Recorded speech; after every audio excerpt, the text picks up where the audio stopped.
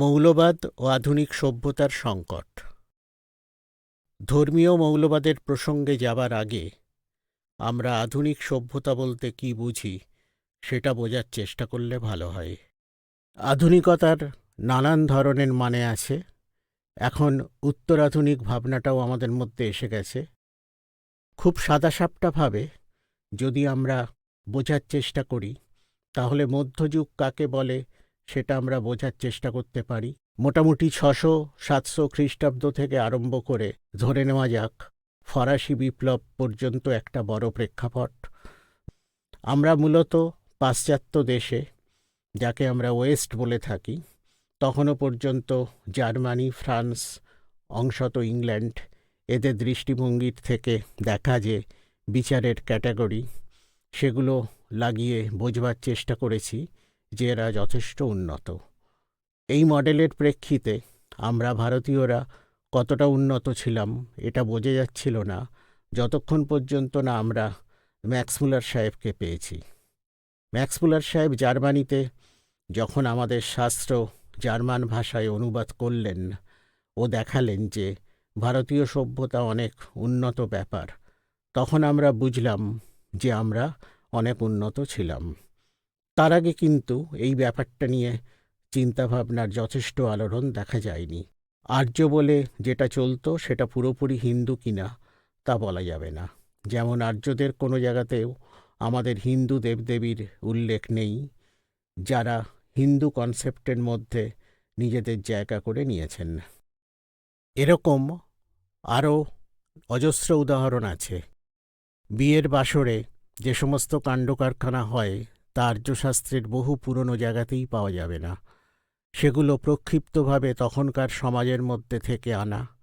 যে প্রসঙ্গটা বলছিলাম যে আমরা জার্মানি বা ইংল্যান্ডের চোখ দিয়ে মহেঞ্জোদারো আবিষ্কার হবার পরে তার চোখ দিয়ে দেখতে আরম্ভ করলাম, যার থেকে বোঝা গেল আমাদের সাংঘাতিক একটা প্রাচীনত্ব আছে, একটা বিরাট ধারাবাহিকতার মধ্যে রয়েছি। সুতরাং আমাদের অহংকার করার মতো কিছু আছে, যদি বা আমরা তখনও পরাধীন। অনেক দিন থেকেই আমাদের বৃহত্তম মানুষের অবস্থানটা পরাধীনতার একটা হীনতম জায়গায় ছিল। আমরা কিন্তু সে সময় এটা নিয়ে খুব বেশি ভাবিনি, কারণ এর বাতাবরণ তৈরি করার ব্যাপারে 18 শতকের শেষ দিক করে আমাদের চিরস্থায়ী বন্দোবস্ত এসে গেছে। চিরস্থায়ী বন্দোবস্ত মানে মোটামুটিভাবে একটা নির্দিষ্ট খাজনা দিয়ে আপনি অনেকগুলো সুযোগ সুবিধা ভোগ করবেন। সেই খাজনাটা দেওয়ার সঙ্গে আপনার সঙ্গে সরকারের সম্পর্ক, বাকিটা সম্পর্কের জন্যে যা ইন্টারেস্ট বেঁচে থাকার জন্য, চাষবাসের জন্য সেটা চিরস্থায়ী, কারণ একটা ভালো সরকার বা কোম্পানির সরকার আপনার মাথার ওপর বসে আছে। এর থেকে একটা জিনিস আমি আপনাদের প্রথম থেকে দেখে নিতে বলছি, এবং এটা আমরা আলোচনাক্রমে ইতিহাসের আরও অন্যান্য পর্বে দেখব, যে যখনই এই ধরনের একটা আবিষ্কারের সুযোগ এসেছে বা সূত্র পাওয়া গেছে, তখন সেই ব্যাপারটা নিয়েই একটা রিভাইলিজমের ধাক্কা আমাদের মধ্যে এসেছে, বা যেটা আমরা কাছে টেনে নেবার চেষ্টা করেছি। সেটা নিয়ে শ্লাঘায় ভুগেছি বা বাহ্যিক প্রকাশ হয়েছে, যার সঙ্গে আজকের ফান্ডামেন্টালিজম বা মৌলবাদের তফাৎ আছে নিশ্চয়ই। তখনকার সময়ের পরিপ্রেক্ষিতে মনে হতে পারে একটা মৌলবাদী ভাবনারও প্রকাশ ঘটেছে। একটা ছোট উদাহরণ দিলে বোধহয় ব্যাপারটা পরিষ্কার হবে। রবীন্দ্রনাথের গোরা পড়েছেন অনেকেই। গোরা আত্মবিশ্বাসের মধ্য থেকে যখন নিজের হিন্দুত্ব আবিষ্কার করে, তখন গোরা অনেক হিন্দুর চেয়ে কট্টর হিন্দু হয়ে ওঠে। একই রকমভাবে আমরা যেটা বোঝার চেষ্টা করছি, সেটা একটা অনিশ্চিত অবস্থার মধ্যে মানুষের ব্যক্তি অস্তিত্বটা অনেকটাই বিপন্ন। বৃহত্তর মানুষের ব্যক্তি অস্তিত্ব মারাত্মকভাবে বিপন্ন। তখন আমি এটাকে ঠিক পলায়নী মনোবৃত্তি বলবো না, কিন্তু এক ধরনের আঁকড়ে ধরার প্রবণতা দেখা যায়।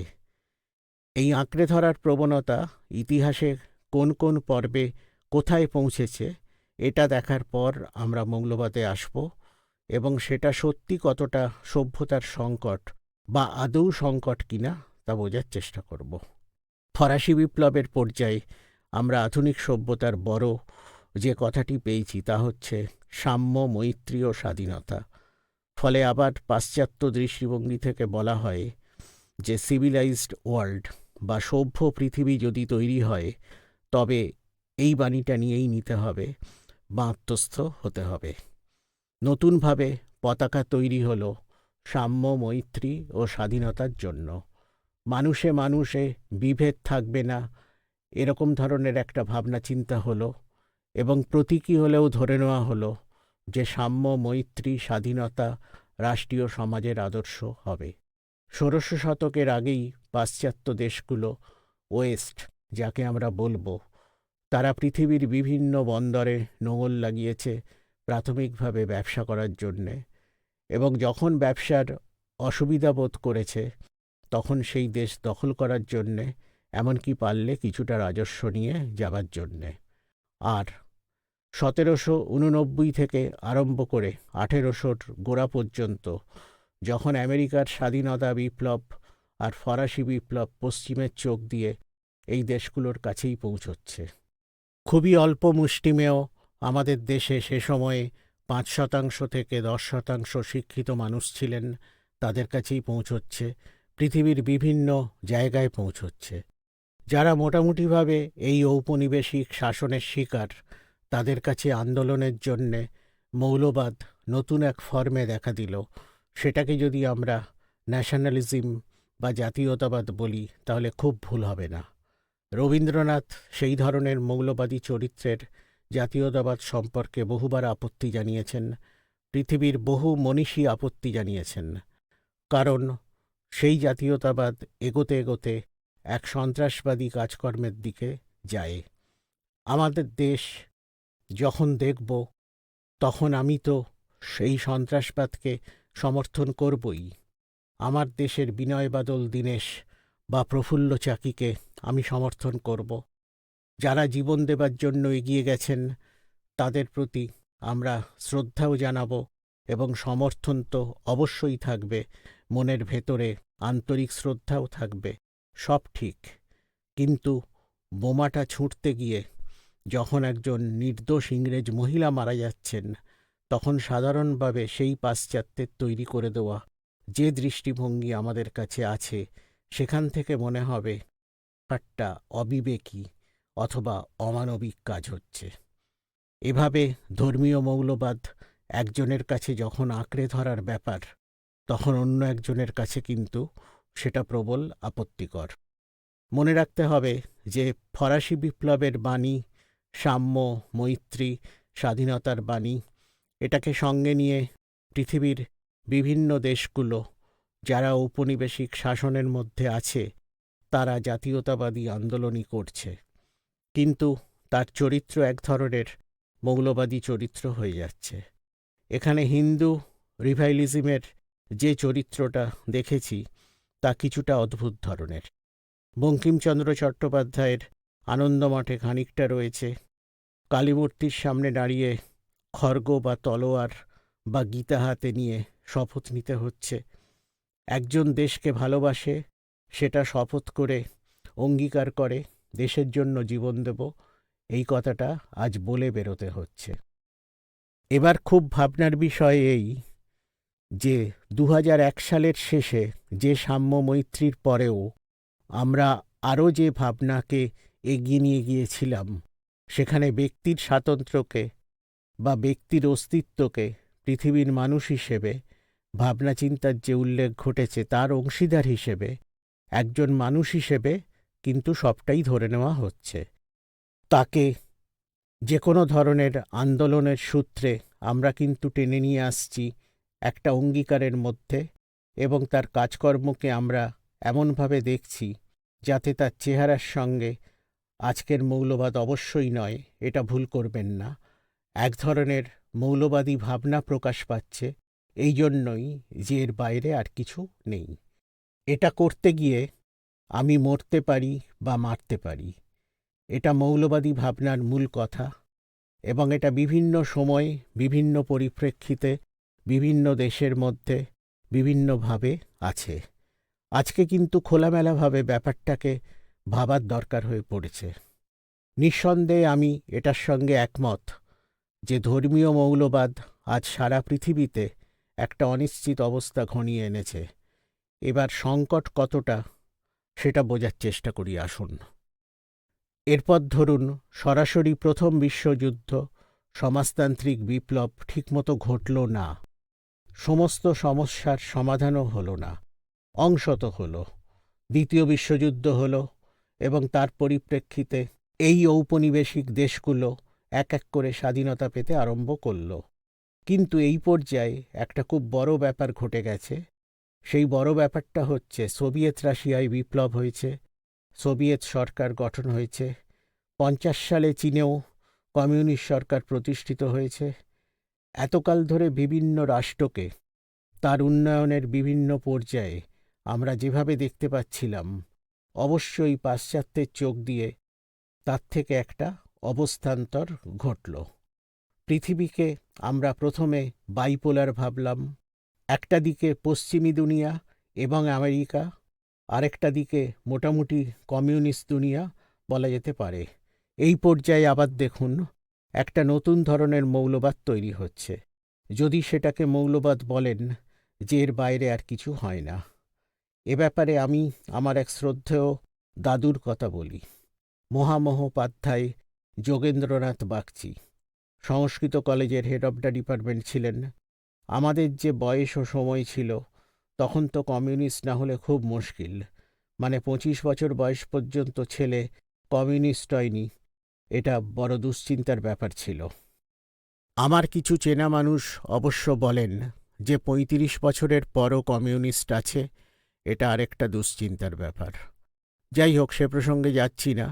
কিন্তু আমরা অচিরেই এই হাওয়ার মধ্যে এসে গিয়েছিলাম এবং এটা টেনেও ছিল।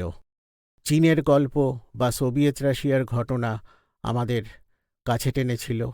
আমার বয়স যখন 15-16 বছর হবে, স্কুলের শেষ পর্যায়ে আছি, তখন আমার স্ট্রিটে নিজের বাড়িতে বসে দাদু আমায় বললেন, দাদু, এটা খুব দুঃখের ব্যাপার যে তুমি ব্রাহ্মণ সন্তান অথচ কমিউনিস্ট হয়ে গেছ। আমি বললাম, তাতে কি হলো? এখানে অনেক ব্রাহ্মণ আছেন যারা কমিউনিস্ট। দাদু বললেন, সেটা বড় ব্যাপার নয়। এশিয়া ও আফ্রিকাকে একসঙ্গে যোগ দিয়ে তার কেন্দ্রীয় যে জায়গাটা হয়, দাদুর কথা অনুযায়ী পৃথিবীর তাবর ধর্ম সেখান থেকে উঠেছে। একটা ধর্ম ইম্পিরিয়াল লাইব্রেরিতে তৈরি হয়েছে এবং দাদু 1963-64-তে বলেছিলেন, এ ধর্ম টিকবে না। এটা নিয়ে বিতর্কে যাচ্ছি না, কিন্তু আজকে আমার ভীষণভাবে মনে পড়ে যে চোখের সামনে সোভিয়েত রাশিয়াকে ভেঙে যেতে দেখলাম। যেভাবে তার ভেতর থেকে অনেক ব্যাপার বেরিয়ে আসতে আরম্ভ করল, তাতে আমার দাদুর কথা গত 15 বছর দারুণভাবে মনে পড়ছে। হয়তো এই বলার মধ্যে কোনো স্পষ্ট যুক্তি ছিল না, কিন্তু কথা হচ্ছে যে উনিও বলেছিলেন যে কমিউনিজম একটা ধর্ম, এই জন্যে যে তার মধ্যে ডিটারমিনিজম আছে। ধর্ম বলে বিধর্মী মানলে তোমার স্বর্গবাস হবে। ধর্ম বলে তোমার ধর্মের প্রচার করলে তোমার এই ধরনের ব্যাপার হবে। ধর্ম বলে সারাদিন অনেক পাপ করার পর সন্ধেবেলা 3 বার রাম নাম করলে তোমার অক্ষয় স্বর্গবাস।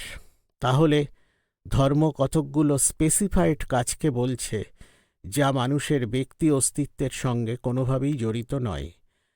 তার অনেক বাইরের জিনিস, অথচ সেটা পারফর্ম করলে পারফরমেন্সের যা গুরুত্ব, তাতে তোমার কিছু জিনিস পাওয়া হবে। এখন এই পাওয়ার ব্যাপারটা কাকে বলা যায়? আমার ধারণা যে ধীরুভাই আম্বানি বা তার বাড়ির ছেলেরা স্বর্গবাসের জন্যে খুব লালায়িত নয়। যদিও তারা চাঁদা দিতে পারেন। বিল্লার বাড়িরও কেউ স্বর্গ কীরকম দেখতে বা স্বর্গবাস নিয়ে লালায়িত নন, কিন্তু তার সামাজিক কারণে তিনি সেখানে আছেন। তাঁকে যারা ফলো করছেন, তার কর্মচারী থেকে আরম্ভ করে অন্যান্যরা, তাদের জন্য তিনি মন্দিরেও যেতে পারেন, পুজোও দিতে পারেন। এই ধরনের একটা জায়গাতে গিয়ে আমার যা যা পাওয়া হয়নি, পৃথিবীতে আমার থাকার সময় যে অনিশ্চয়তা, যে ক্রাইসিস, তা পুরোপুরি কেটে যাবে এবং আমার অনেক কিছু আকাঙ্ক্ষা যা আছে তা পাবো, এটা কোন জায়গা থেকে আসতে পারে? এটা আসতে পারে সেই অনিশ্চয়তার জায়গা যেখানে আমি আমার কোনো সম্পর্ক খুঁজে পাচ্ছি না, কোনো অস্তিত্ব খুঁজে পাচ্ছি না। আমি যে সমাজে আছি সেই সমাজ আমায় নিয়ে কতটা ভাবে সেই ভাবনার কোনো হদিশও পাচ্ছি না। এরকম জায়গা থেকে হতে পারে। এখানে কিন্তু নিঃসন্দেহে সমাজতান্ত্রিক আন্দোলন বা কমিউনিস্ট আন্দোলন একটা বড় জায়গা নিয়েছিল। বড় দল তৈরি হতো, বড় মিছিল তৈরি হতো। মিছিলের মধ্যে দিয়ে হাঁটতে হাঁটতে নিজেকে সেই মিছিলের শরিক মনে হতো। এই ধরনের বহু জায়গাতেই আমরা দেখেছি এই রাজ্যে বা ভারতের অন্যান্য রাজ্যে সমাজতান্ত্রিক ও কমিউনিস্ট আন্দোলনের ফলে মানুষের একাকিত্বের ভাবনাটা দুটো কারণে চলে গিয়েছিল।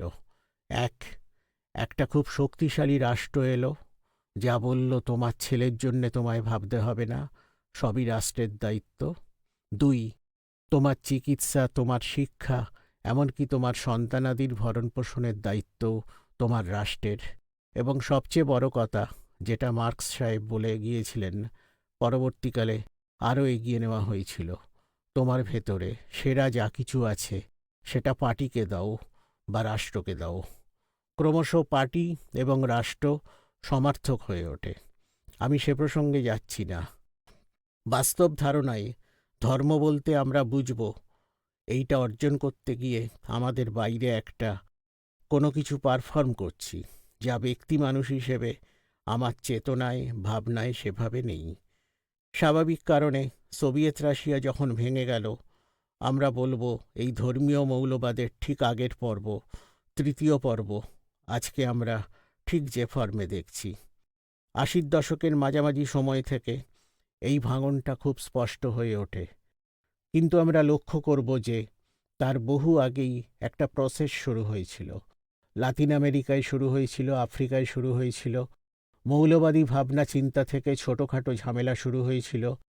কিন্তু যেহেতু এই ধর্মীয় মৌলবাদ তখনও পর্যন্ত WTO বা ওয়ার্ল্ড ট্রেড সেন্টারে ধাক্কা মারেনি, অথবা প্রত্যক্ষভাবে পাশ্চাত্য দৃষ্টিভঙ্গি বা আমেরিকা সোজাসুজি ধর্মীয় মৌলবাদের ভাবনা চিন্তাকে এতখানি মাঠে নিয়ে আসেনি, মিডিয়া অবশ্যই আছে।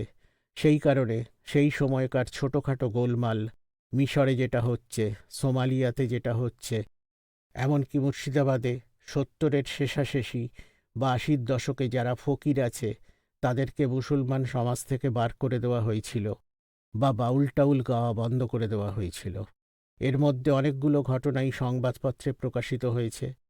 মৌলবাদের এই ছোট ছোট প্রকাশগুলো যা বিভিন্ন জায়গায় হচ্ছে, সেগুলো কিন্তু আমাদের খুব বেশি নজরে আসেনি।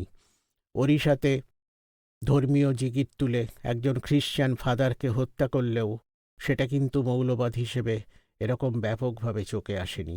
যতটুকু এসেছে তা একেবারে ভোটের প্রাসঙ্গিকতার কারণে, অথবা ভোটে জেতার কারণে, অথবা ভোটে কোন দল কোন জায়গায় আছে তার দিকে তাকিয়ে।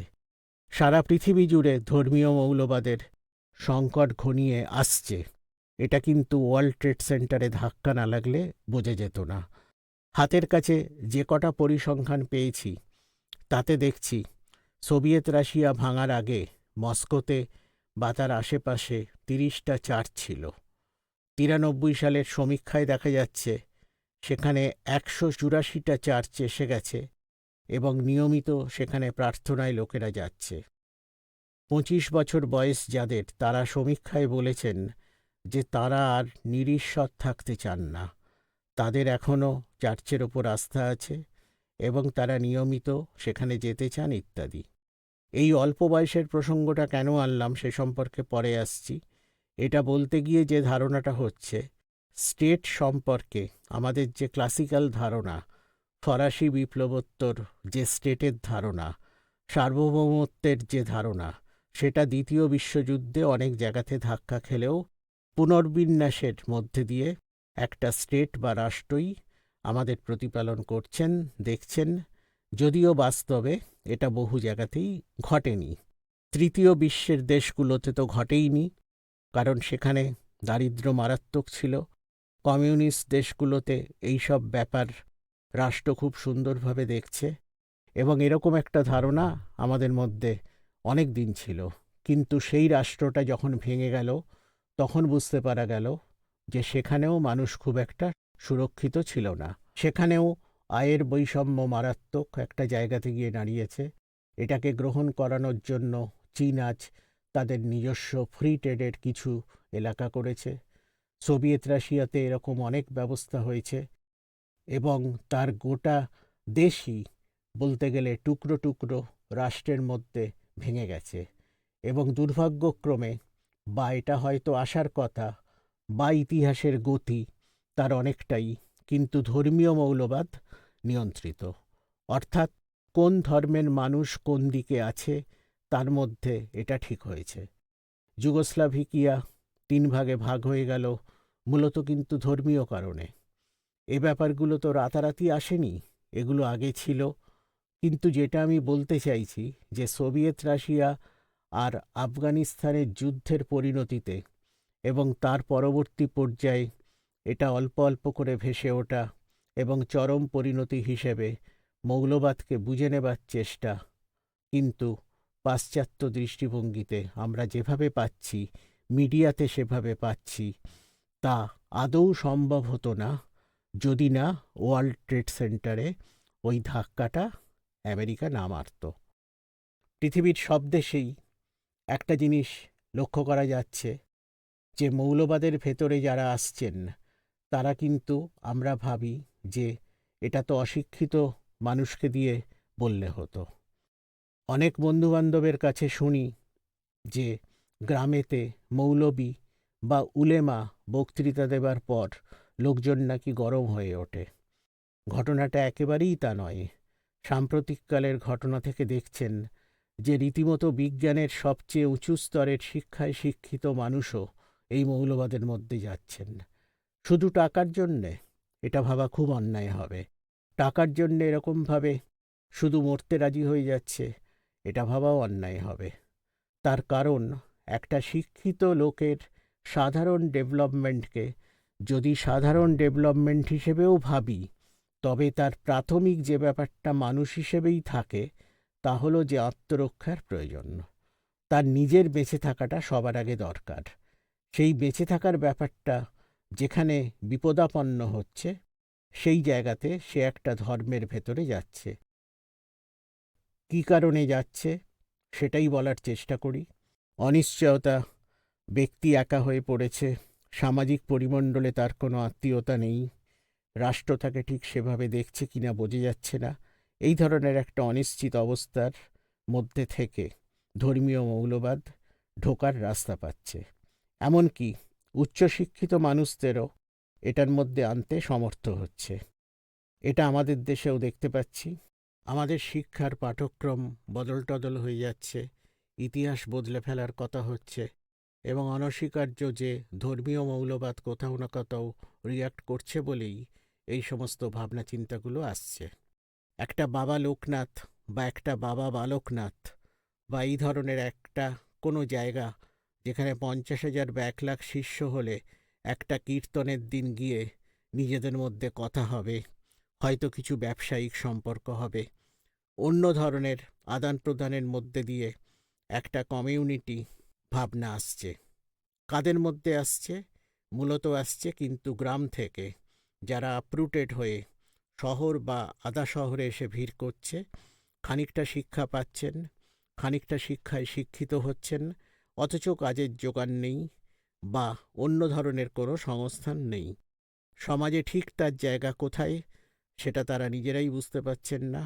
অস্তিত্বের একটা ভয়ঙ্কর সংকটে ভুগছেন। এরাই কিন্তু লোক মারা গেলে বিরাট উল্লাস করে হরিবোল ধ্বনি দিয়ে নিয়েও যায়। সেটাও একটা কমিউনিটি, ছোট জায়গা, সেটাও একটা উন্মাদনা। রাত্রিবেলা আপনাকে ঘুম থেকে টেনে তুলবে চিৎকার করে, অথবা অমুক বাবা তমুক বাবা যে সংস্থা, সেখানে গিয়েও ভিড় করবে।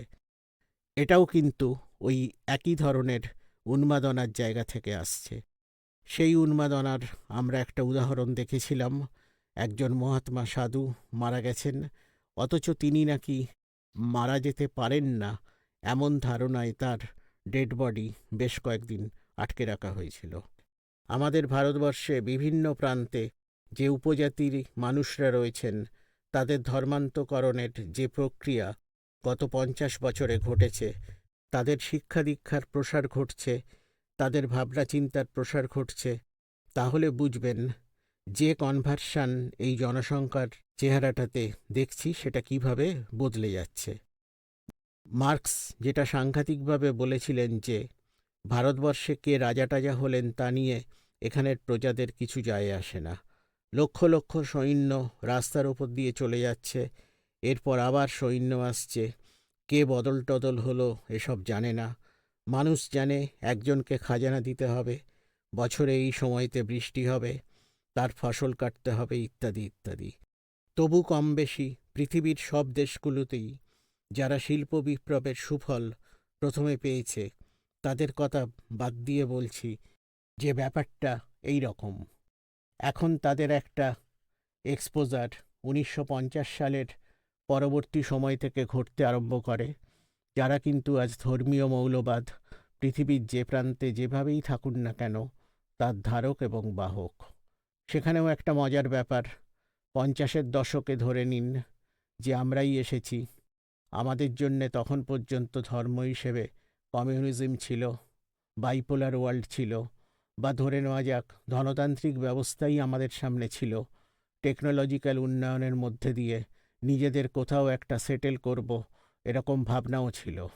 কিন্তু 80-র দশকের পরে সারা পৃথিবীর জায়গাতেই যদি তাকান, তবে দেখবেন যে রোজগারের অনিশ্চয়তা সারা পৃথিবীতে বেড়েছে। আমেরিকাতে বেকার বেড়েছে, সোভিয়েত রাশিয়ার ভয়ঙ্কর অবস্থা, চীনে বেকারত্বের অবস্থা মারাত্মক, কমিউনিস্ট পৃথিবী থেকে বেশ্যা চালান যাচ্ছে আমস্টারডাম থেকে শুরু করে বিভিন্ন বন্দরে। ফলে মানুষের বেঁচে থাকা সামাজিক দিক থেকে এটা আগে মানুষ হিসেবে যে নিজেকে যেভাবে বুঝত, এই বোঝাটা কিন্তু খুব সাম্প্রতিক সময়ে ভয়ঙ্করভাবে ঘা খাচ্ছে। নিউক্লিয়ার ফ্যামিলি হয়ে গেছে, বাবা মা হয়তো আর একটি বা দুটি ছেলে, কারো সঙ্গে কারো পারস্পরিক যোগাযোগ নেই, অনিশ্চয়তা ও ধর্মীয় মৌলবাদ এখান দিয়ে ঢুকছে। ধর্মীয় মৌলবাদের এটাই স্বরূপ, এবং শেষ যে পর্যায়টাকে আমি জোর দিয়ে বলতে চাইছি তা হচ্ছে সোভিয়েত রাশিয়া ভেঙে যাবার পর এটা প্রকট হবার সুযোগ পেয়েছে। তার কারণ এশিয়ান সুপ্রিমেসির দিকে বলুন, যেমন আমাদের ও পাকিস্তান দুজনের পরমাণু বোমা আছে, টেকনোলজিক্যাল দিক থেকে বলুন, উন্নতির দিক থেকে বলুন, আমরাও কিন্তু আমেরিকার সব কথা শুনব না। ইউনিপোলার ওয়ার্ল্ড হলেও মাথার ওপর ছড়ি ঘোরালেই সবাই যে সব কথা শোনার জন্য রাজি নয়, তা এখনকার ঘটনাবলী থেকে আমরা বুঝতে পারছি। কিন্তু আমরা এই জায়গাটাতে ঠান্ডা যুদ্ধ চলাকালীন যখন পৃথিবী বাইপোলার ছিল বা তৃতীয় বিশ্বের অস্তিত্ব ছিল, তখন ঠিক এভাবে ছিলাম না। ফলে একটা বিশ্বব্যাপী বড় অনিশ্চয়তার পরিপ্রেক্ষিতে ধর্মীয় মৌলবাদের বিস্তারের কথাটা চিন্তা করতে হবে। এবার আধুনিক সভ্যতা আমরা শুরু করি সেই ফরাসি বিপ্লবের কথা দিয়ে, যেখানে মানবাত্মা বা মানবতার সবচেয়ে বড় উন্মোচন মানুষ, সেখানে মানুষ হিসেবে মানুষ নিজেকে চিনবে, সবসময় বিশ্বাস করবে সারা পৃথিবী এগিয়ে যাচ্ছে। আমরা সভ্যতার দিক থেকে একটা ইউনিপোলার বিশ্বের কথা ভেবেছি, সেখানে পূর্ব পশ্চিমে ভেদ নেই, উত্তর দক্ষিণে ভেদ নেই, ধর্মে ভেদ নেই, মানুষে মানুষে ভেদ নেই। এই ভাবনার উন্নয়ন ঘটানো হয়ে পাশ্চাত্যের দৃষ্টিভঙ্গি থেকে মানবতার শ্রেষ্ঠ বিকাশ যা হতে পারে সেটাকে ভেবে আমরা আধুনিক সভ্যতার কথা ভেবেছি, আধুনিক মানুষের কথা ভেবেছি। ধর্মীয় মৌলবাদ নিঃসন্দেহে আধুনিক সভ্যতার একটা মারাত্মক সংকট, কারণ আমাদের ব্যক্তিভাবনা যেভাবে ভেঙে তছনছ হয়ে যাচ্ছে প্রত্যেক সময়ের অনিশ্চয়তা আর একাকিত্বে, তাতে ধর্মীয় মৌলবাদে সেই একাকিত্বের সুযোগই বারবার আসবে। তা সে যে ধর্মই হোক, হিন্দু হোক, ইসলাম হোক, বৌদ্ধরা অবশ্য সেভাবে মিলিটেন্ট নয়, তাদের পেছনে রাষ্ট্র সেভাবে আসেনি। আজকে আর রাষ্ট্রের ইতিহাস নিয়ে দেখাতে পারলাম না যে ইউরোপেও কোনো জায়গায় ছোট ছোট জনগোষ্ঠী মুসলিম যদি হয়, তবে তার পেছনেতে কোন কোন জায়গা থেকে অর্থ সাহায্য দিয়ে তাদের সাহায্য করার চেষ্টা করেছে, একটা ছোট যুদ্ধকে প্রোটেক্টেড ওয়ারে পরিণত করেছে। এর অজস্র উদাহরণ আপনাদের সামনে আছে। ইরান থেকে পৃথিবীর কোথায় কোথায় সাহায্য গেছে, কেন গেছে, কোন পপুলেশনের জন্যে গেছে, কাশ্মীরে এখনো পর্যন্ত কোন কোন জায়গা থেকে কী কারণে সাহায্য আসছে, এগুলো আপনাদের জানা বলে আমি আর বলছি না। কিন্তু এমন একটা পরিস্থিতি তৈরি হয়েছে যেখানে ধর্মীয় উন্মাদনা বা ধর্মীয় মৌলবাদের পেছনে মানুষকে লাইন দেওয়ানো যাচ্ছে, সারিবদ্ধ করানো যাচ্ছে। তার জন্য অর্থনৈতিক সমর্থন পৃথিবীর বিভিন্ন দেশে তৈরি হয়েছে। তার জন্যে আদর্শগত সমর্থনও তৈরি হয়েছে। তার জন্যে শিক্ষিত মানুষের একাংশ এতে কন্ট্রিবিউট করছে। এই অবস্থার মধ্যে নিশ্চিন্তভাবে এটা একটা সংকট। ছোট একটা সমাধানের রাস্তা বোধহয় আছে। সেটা হচ্ছে আমাদের পাশের বাড়ির লোকটাকে যদি মানুষ হিসেবে ভাবি এবং তাকে কিছুটা সময় দিই। বিশ্বায়নের পর্বে পুঁজির বিশ্বায়নও ঘটছে। পুঁজির সঙ্গে উৎপাদন সম্পর্কে আবদ্ধ ব্যক্তি মানুষের দূরত্ব বাড়ছে। প্রতিবেশী আত্মীয় পরিজনের মধ্যেই সুখী হওয়ার যে প্রেরণা ধর্মেই আছে, তা জিরাফে নেই।